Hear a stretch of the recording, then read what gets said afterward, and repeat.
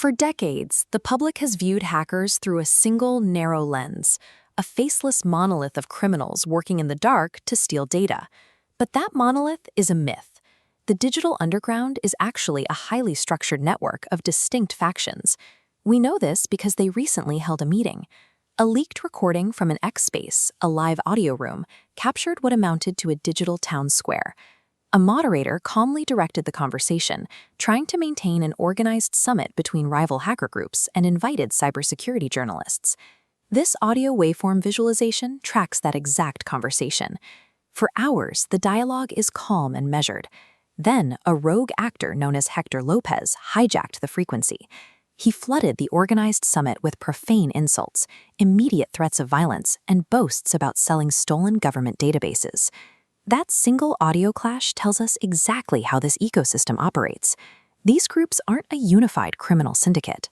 They are a fractured community, actively debating their own rules of engagement and fighting to police their own ranks. To understand why these factions are meeting in the open, we have to look at the state authorities meant to stop them.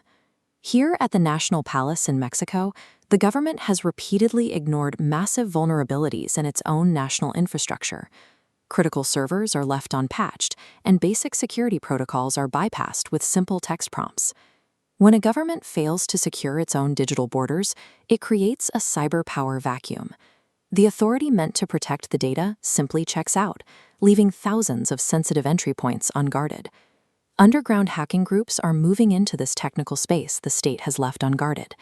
They are mapping the networks and finding the open doors, filling a role that the government has largely abandoned through negligence. When governments leave their digital infrastructure exposed, the public is left entirely at the mercy of whichever underground faction happens to find the doorway first. Inside that leaked audio summit, two distinct philosophies collided. On one side, you have the hacktivists, groups identifying themselves as the Mexican hacker mafia and Kronos team.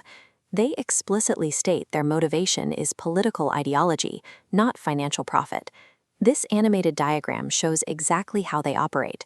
They bypass a digital locked door, but instead of quietly emptying the room, an alert beacon flashes. They call this a forced security audit, leaking data to force officials to patch vulnerabilities. Opposite them sits the criminal faction, where the bypass door is kept secret. The exploit is packaged and sold on the black market.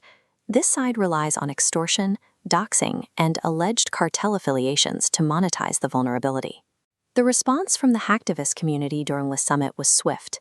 They held a democratic vote right there in the audio room and formally expelled Lopez from the space to protect their own operational boundaries.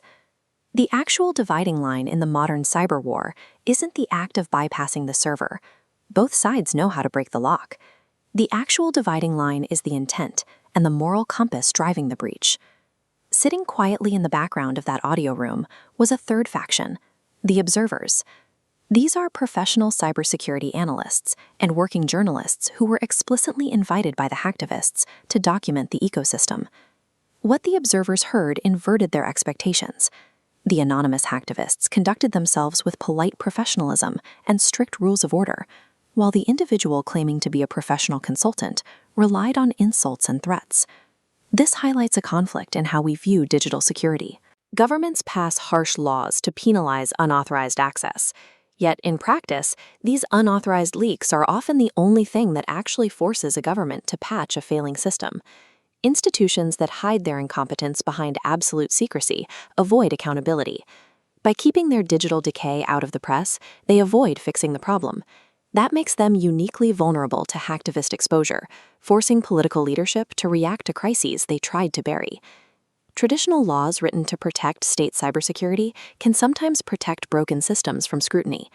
Because the state refuses to do it, anonymous hackers are performing the audits themselves. This map displays a hack-the-box environment, a live training ground for hackers. Mexico's national infrastructure lights up with critical targets. Zooming into a node, we see a recent failure. A tourist chatbot deployed without safeguards effortlessly leaks secure data, while military servers sit unpatched. This negligence is about to move from digital theory to a physical crisis. In 2 months, the FIFA World Cup will arrive, bringing millions of tourists, massive financial transactions, and global media directly into this fragile network. Look at the Estadio Azteca. The digital threats map directly to the physical reality here. If international tourist data is harvested, stadium tickets will be cloned, and police databases risk going dark. A failure in a nation's digital infrastructure guarantees a failure in its physical security. When the databases crash, the gates fail. The leaked audio proves the digital underground can no longer be dismissed as a nuisance. You cannot simply legislate them away while leaving the back door wide open. Because the state has refused to act, the boundary separating a cybercriminal from a digital vigilante has lost its clarity. These fractured groups are exposing the flaws, becoming the state's unofficial auditors. They are forcing the updates the government ignores. This means citizens and global tourists now rely on the moral codes of anonymous hackers to ensure the systems holding their lives remain secure. When the official guardians abandon their posts, the shadows are forced into the light to protect the public square.